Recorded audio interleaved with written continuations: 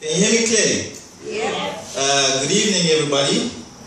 I'd like to welcome you to this gathering we have here. I'm very grateful that you're here. I'm not going to go through all the protocols. Artists are not good at that kind of stuff. So I'd just like to recognize all the important people that are here. I want to welcome you. I want to thank you for being here. And yes, I'll just go right into it and not bore you and tell you a little bit about the history of POVO and how it started.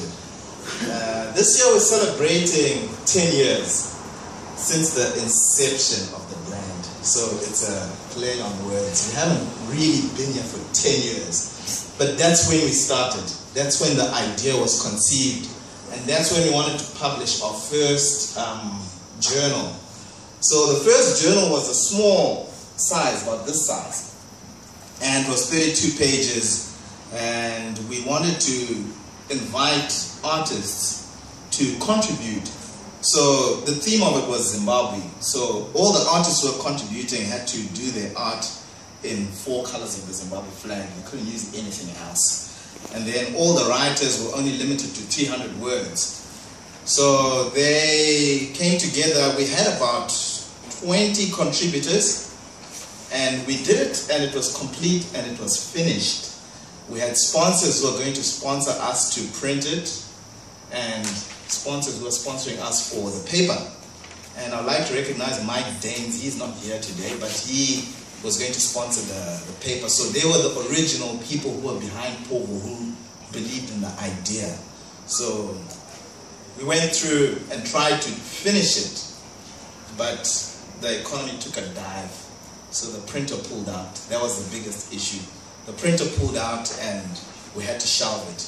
So we shelved it for 5 years. In 2009, that's when we set up the website. And we thought, you know, we can't go print, we can't afford to print, but we need to get these views out. The main issue was that we had looked at Zimbabweans, and Zimbabweans are good at talking. They're brilliant at talking. At dinner tables, Zimbabweans talk about all sorts of things, and they are very opinionated. But as soon as they step out of their doors, they zip it up and you don't know about it. So we said we want to try and capture some of these stories, these opinions of the average Zimbabweans. Not the professional writers, as much as we appreciate them, but we wanted to start with the people who are not being heard. And it was quite a challenge to encourage people to start writing, because we also had a problem that every time you search for stuff online, you wouldn't find content about Zimbabwe. There was just not much content about Zimbabwe. So we invited people to start getting information and putting it up online and documenting. We don't document things as Zimbabweans. We know lots of stories, even of folk tales. You search on the internet for folk tales, you might not find it, but we don't document. So we say we need to start documenting from the very basic. So that's how we started with the website, and we had various contributors contribute to the website. And I would like to thank our contributors. They've been awesome. Since 2009 until now, we don't have a problem with content, because our contributors are always willing to send something in and contribute to the movement. We started calling it a movement. In the beginning, we had problems because POVO kind of belonged to someone. That word, it almost belonged to ZANU-PF. So we had to try and convince people that, and the ZANU-PF as well, that we're not here for anything else but the arts and the progression of the culture in Zimbabwe. So there was a lot of fear to begin with, especially when we did our first batch of t-shirts. People were so afraid to wear them. We had a stand at Haifa, and some people wouldn't even come and stand by the stand to see what we had. So we eventually overcame that hurdle with time, and people started accepting it. I'm sure the state agents realized that we're not a threat. We're just focusing on the arts and culture.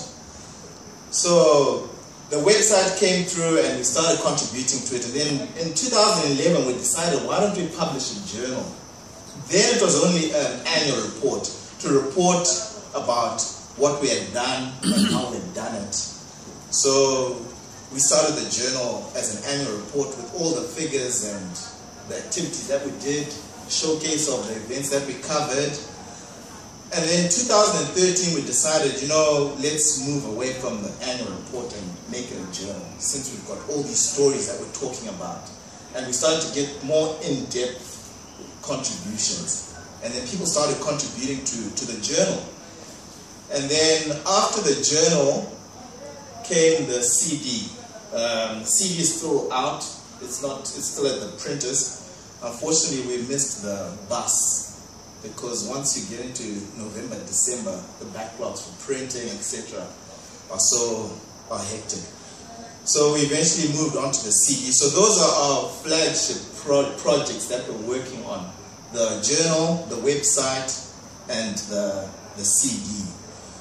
So that's a bit of background about the projects that we're doing and POVO in general. As my MC Tendai Gare said, it was called People of Valid Opinions, and we value everybody's opinion, because everybody's opinion is valid.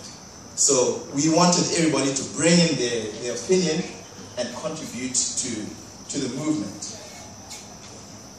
And then we also had the t-shirts, which were funding the project, because it was on voluntary basis from the very beginning.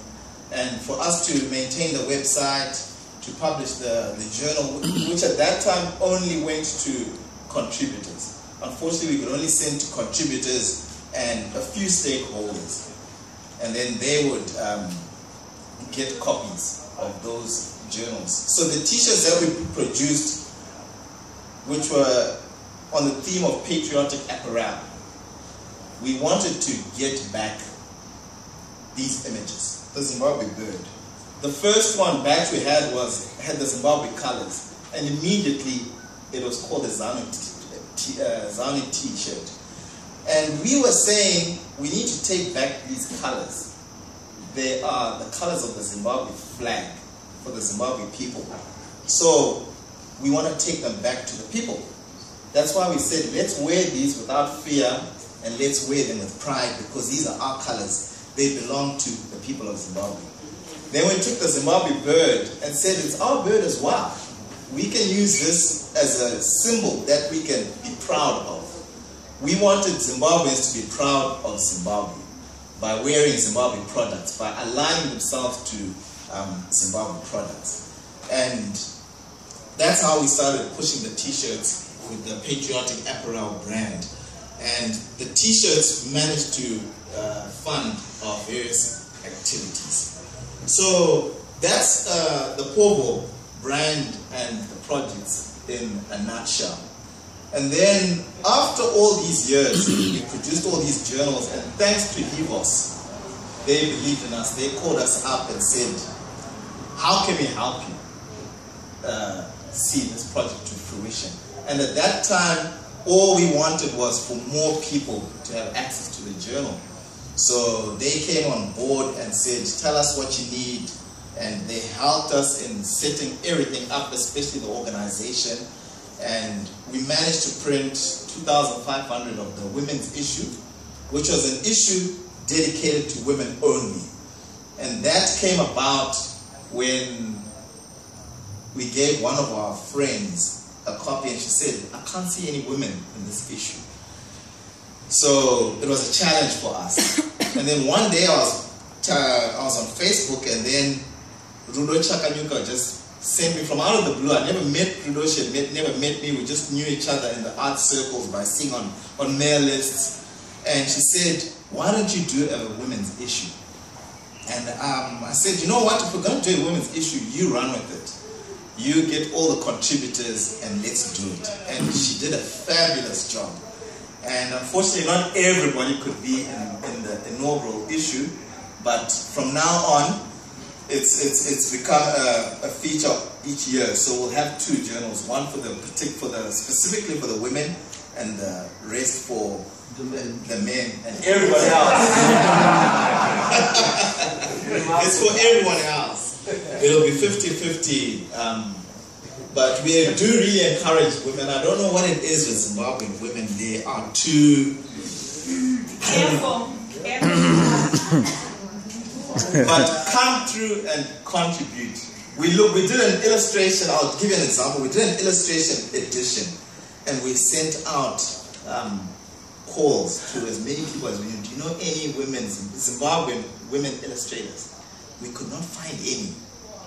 We couldn't find any because they don't showcase their work as well. Showcase your work. Showcase your work. That's how we found most people. And then eventually we started picking up people eventually. Our network is growing. So we're happy about that because we totally believe in women. It's not that we did it on purpose to say this is a guy's club. It's not a guy's club. It's for every patriotic person in Zimbabwe who has an opinion and who wants to showcase their work. So that's POVO. And then after all this, we decided we needed to register an organization. Because what we were doing was more of a passion project with very few people.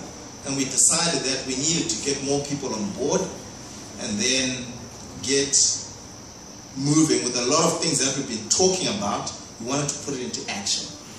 Because like I said first, Zimbabweans are good talkers. And we need to just get over that. We have to get over that. We can't keep talking. We have to act and move forward. Because this is our country and the arts industry is ours. The culture is ours. And we have to take care of it. The environment is ours. We have to take care of it. So we decided to come up with an organization called POVOAfrika Trust, which the mission is to foster arts and culture and sustainability for social development. Social development starting from the very roots. If we can affect communities, it's going to have a wave of effect throughout the nation eventually. It has to start small. And we have to start small doing this. And this is our way to say, we're going to start this. And we can't say we're starting anything brand new because we want to work and enhance other projects that are already on the ground. So with that mission in mind, we came together and said we want to tackle the arts, the culture, and sustainability in Zimbabwe first, before we branch out into Africa, because we love to branch out into Africa and affect them as well. But we have to start here, and that's where we're starting with the arts and culture. And I think another important thing I should have said in the beginning is that the arts in Zimbabwe are really sidelined with their value and importance to nation building, to the progression of this country. The arts and culture are so important, but they have been ignored in our tertiary institutions, in our high schools, and in our general policies as a nation. They are ignored, and yet they play such a huge role in firstly shaping the perceptions of this country. It all comes from the arts and the culture. So we set out to come up with this organization that's going to now address slowly these issues, because it's a mammoth task. We can't do it by ourselves. We need to partner with as many people as possible. So with the arts and culture and sustainability, we look at the various arts in the wide spectrum of the arts. We want to bring them together and tackle projects that will affect communities to begin with, and then move forward to national partnerships with government organizations, and come up with policies that will help and progress the vision that we have and the mission that we have. And we will be partnering with any organization that has the right vision for this country, any political party. it's not about parties and political affiliations. It's about the people of Zimbabwe and where we want our country to go. And it starts with us. So we are here to take this mission forward, and we need all of you to join us in this journey, on this journey. And to set up the organization, we've got 7 board members who've come on board, and I'm going to call them up to the front because they've really worked hard to get us to where we are today. We've got Fambain Grande. He's sitting at the front. I'd like you guys to come forward, so that people know you and see you. And they're the same people that you can also talk to. Yes, he can join us as well if he wants. We've got Roderick Longby. We've got Rudo. Is Rudo in here? Rudo, come here. Or should I start with Rudo first? Sorry. I put a halfway in between. Yeah? We've got 2 guys missing, Elton Janana and Masiba Wati couldn't be with us here today, but they've been in action. Elton is here. Thank you, Elton. Edith Waltonga's husband. And we've got Archibald Matibela. Archibald.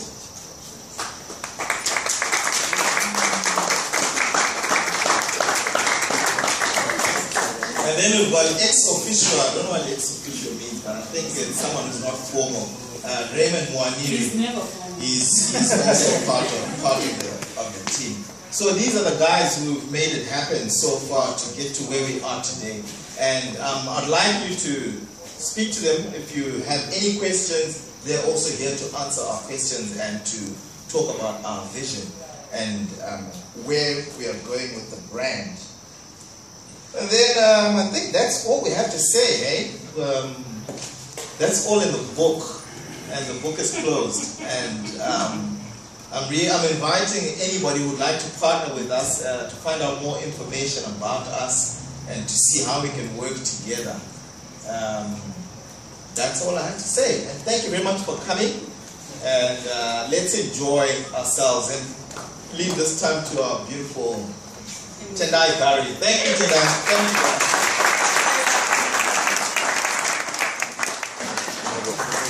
I won't attempt to sit on a chair, won't fit. Thank you.